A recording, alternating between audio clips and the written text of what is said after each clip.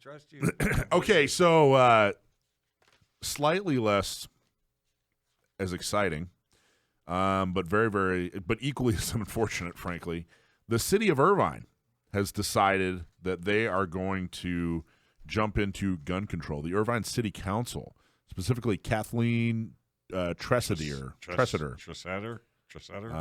She is introducing some gun storage ordinance, which means that if you live in the city of Irvine, you're going to have to store your firearm. If this passes, you're going to have to store your firearm unless you're actually touching it. It's going to have to be basically disassembled unless you're actually touching the firearm. Now, I want to read this. This is the resolution that introduces the regulation, okay? So, whereas unsecured guns may increase the likelihood of crime and violence through an increased risk of gun theft. An increase, so guns increase the likelihood of crime.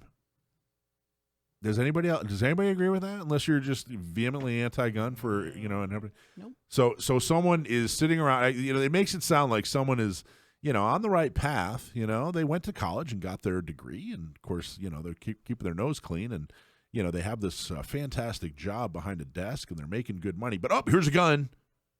Now I'm going to commit some crime. It's total malarkey.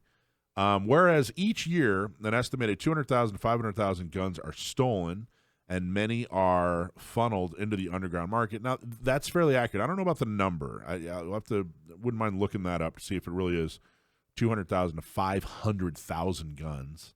But the reality is, folks, as gun owners, this is something that we can help with. Guns are stolen. Many of the guns that criminals do use are stolen guns.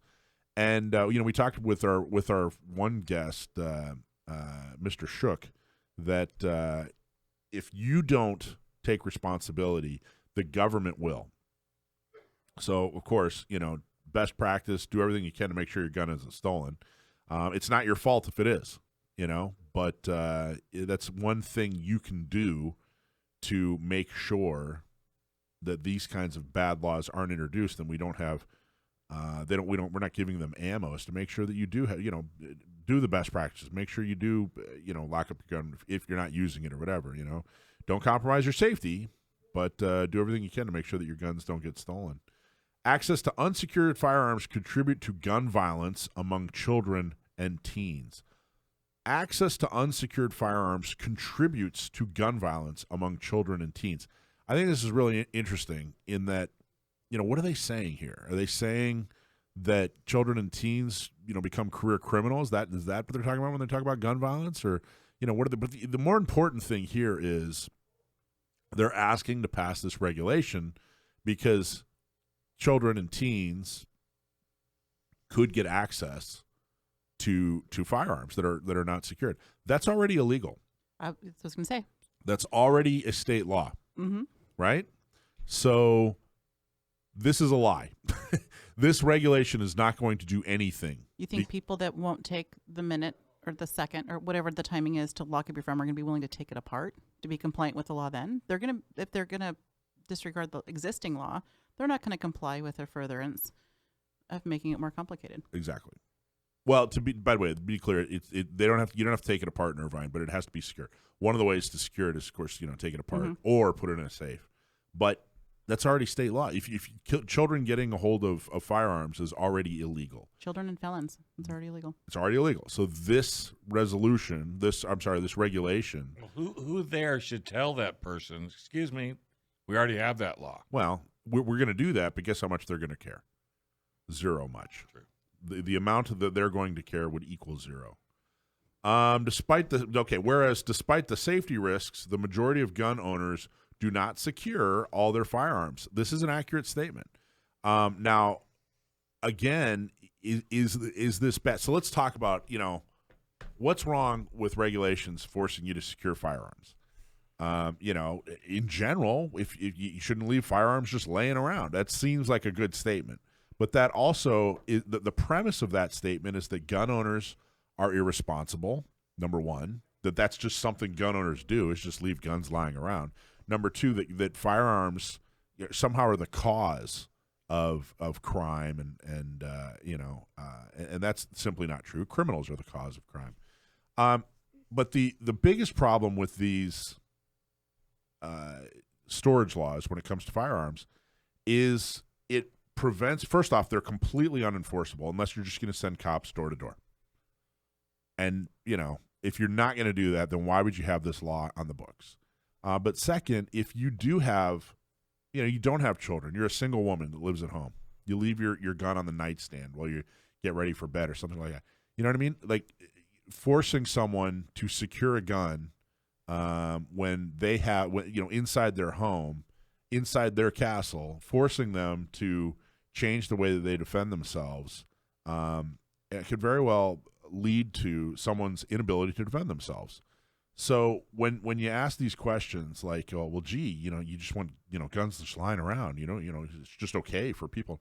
That's not what we're saying here. And I reject the premise because gun owners are extremely safe. Gun owners commit very few crimes compared to the general population, compared to subgroups like police officers. But when they have these discussions, they set the context. They make the premise as if gun owners are irresponsible, as if guns are dangerous, as if they somehow cause crime. And that's simply untrue. Putting aside how, stepping into somebody's home and saying, hey, this is how you have to conduct yourself inside your home, is as egregiously horrible as that is.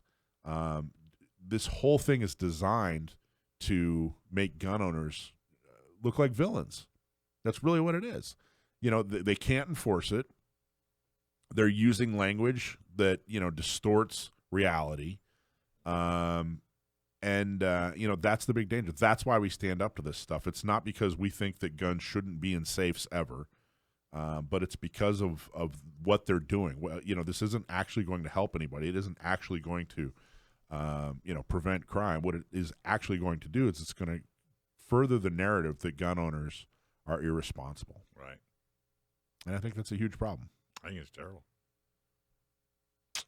So, whereas we are all, listen to this. This is the final whereas.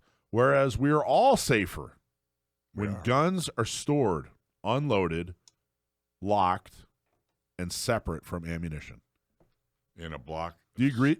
In a block of cement. Do you agree with that? Are we all safer if every firearm out there is stored and unloaded? And okay, if you want to say all, as in legal and illegal, but no, absolutely not. We've frequently made the case. This bias against firearms. That's all this is about. This is a canned resolution, a canned regulation that's been going up and down the coast of California. See, that's why I'm not a fan of sorry. What do you mean? I'm not a fan of saying, I'm sorry. What do you mean? How does that? Well, because you put a rule in, you put a law in, and they think everything's going to be fine. Somebody dies, and they go, condolences to the family. No, they should have never died. Why do you allow that to happen by having the rules and the regulations and all that insanity? Oh, it just makes me crazy. Well, they're going to vote on this. Orange County Gun Owners is going to announce efforts to oppose it. That should come out probably early this week, like tomorrow or the next day. But this is really happening. This is an actuality, and it's extremely important, and it's the very reason that we exist and focus on the city level is because that's where they're bringing the fight. A lot of people ask, well, gee, what's your agenda? We don't have an agenda. Our agenda is standing in the way of other people's agendas. That's right. That's why we exist. Yeah. We don't come with the we're not going to force you to own a gun. We're not going to force you to defend yourself. We're not going to force you to do anything other than stop forcing us to do things. Right. And you will be educated. And you will be educated, exactly. And as we talk about, sane, trained, law-abiding gun owners. That's it. Bottom line. A to Z. What do you think, Dave? I think it's the fight. We got a long way to go. We do, and Irvine's not exactly a small city.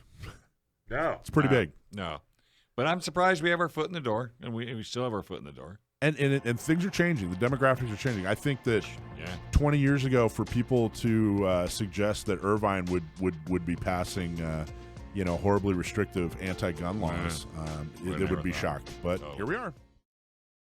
Thanks for watching this clip from Gun Owners Radio. You can watch us live every Sunday from 4 to 6 p.m. California time, right here on our YouTube channel, or if you're in the San Diego area, you can listen to us on 1170 a.m. We're also available on your favorite podcast platform for free. Don't forget to like and subscribe so that you can help restore and protect the Second Amendment, not just in California, but across the country.